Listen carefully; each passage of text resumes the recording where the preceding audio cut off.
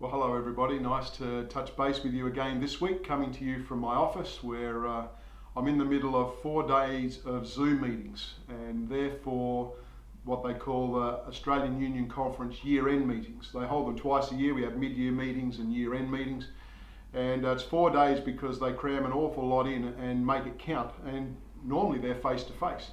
But of course this year, because of COVID and the travel restrictions, we're doing them via Zoom. So this is a break in those meetings, and so thought I'd touch base with you. But in those meetings we have President's Council, where all the presidents for the different conferences get together and talk about relevant issues. There is the ATSIM, Aboriginal and Torres Strait Island Ministries National Board meetings that I attend. We've got the ADRA and Mamarafa AGMs, Annual General Meetings, and then there's the Union Executive Committee and the Union Board of Directors. And so there's an awful lot that gets pushed into those 4 days, and just need to give you some sad news, and that is that 2 of our pastoral staff have been called out at this late stage in the year. Pastor Siggy Palesso from Darwin has been called down to Brisbane to pastor some Samoan churches down there, and also Pastor James London from Cairns has been called down to Victoria to pastor Wangaratta and Benalla churches. And that's a big loss to our conference to have 2 of our team leave, and we're going to miss them very much. They both have brought so much in the time they've been here. But on the other hand, I'm excited for them because a change of scenery is always good. It's always healthy after a number of years in any one place or any one conference to go and work somewhere else in the Lord's field and take what you've learned in one place and apply it somewhere else. So I know they'll be a blessing as they head off to their new patches, but we're going to miss them both. Of course, to those churches who are impacted by these pastors leaving and are panicking about who you're going to get and when and why and all the rest, can I just ask you to do one simple thing? Could you commit it to prayer? I just want you to know that as we address ourselves to staffing, it's always done incredibly prayerfully. We want the very best people in our conference and in our churches. And so the best thing you can do is pray, because as we listen to God and as you talk to Him, then God's going to bring about the right fit for your congregation. And indeed, that's what I'm doing for the General Secretary, Chief Financial Officer role, because I'm not even sitting on the committee that's selecting this person, and I have to work very closely with them. So I am praying and trusting that God will work through that committee to choose the right person that I can work easily with and that will be a good fit for our conference. And if you pray for your future pastor, I know that God will answer that prayer as we prayerfully consider the options we've got and the interests that are out there. So yeah, we farewell those guys, and we look forward to a couple of new very capable pastors coming onto our team.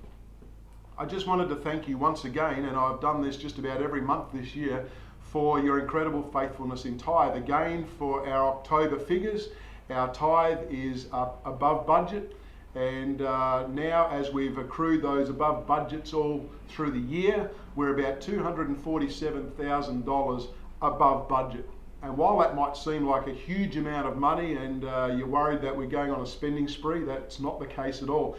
We recognise that doesn't go very far in the whole scheme of things. And just to give you an example, the wages bill for all of the staff in our conference, and I'm including teachers in this that are in our education company, but all of our pastors and office staff and campground caretakers, teachers and education support staff, the wages bill would exceed that. In fact, that comes in at nearly $290,000 just for a fortnight to pay all our staff. So while $247,000 is wonderful, it can disappear quickly. So we're very grateful for your faithfulness and what you're doing in your giving, because it is helping the wheels to keep turning. And just today, as we listen to a report from the division treasurer as he shared about what's going on around the world, I don't know whether you realise, but some places they've seen a reduction of up to 80% in their tithe income.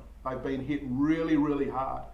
And in divisions around the world, they're laying off hundreds, sometimes thousands of people and shutting schools down because they simply can't afford to keep them open with how much their tithe income is reduced.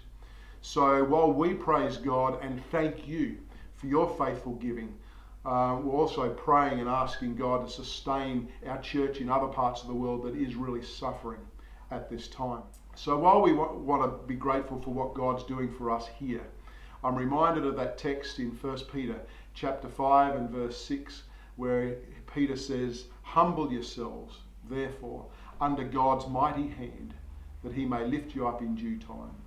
When the virus hit, that's exactly what we did. Not that we weren't like that before, but we were fairly more confident that things were just going to continue rolling as they always had. And as soon as the virus hit, we really said, "Lord, this is all over to you. It's in your hands."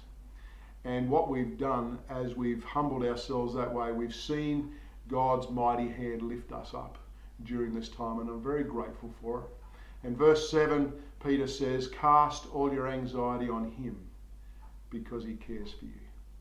I don't know what anxiety you're carrying at the moment, in your home life, in your marriage, in your work life, in a myriad of different places. But I just want to encourage you to give that to God. And like we've given him so many of our troubles and our burdens this year with finances, with staffing, with structure and systems, with improvements that we've wanted to make, and grants that we've applied for and hoping that we will get them, God has just stepped in every time and opened a door. And sometimes he hasn't. He's closed that door and he's done something else. But all the way through, he's let us know, it's okay, I've got you. And whatever you're going through, whatever anxiety you're facing, it's okay. God's got you too. So humble yourselves and watch as he lifts you up in due time. Take care, and God bless.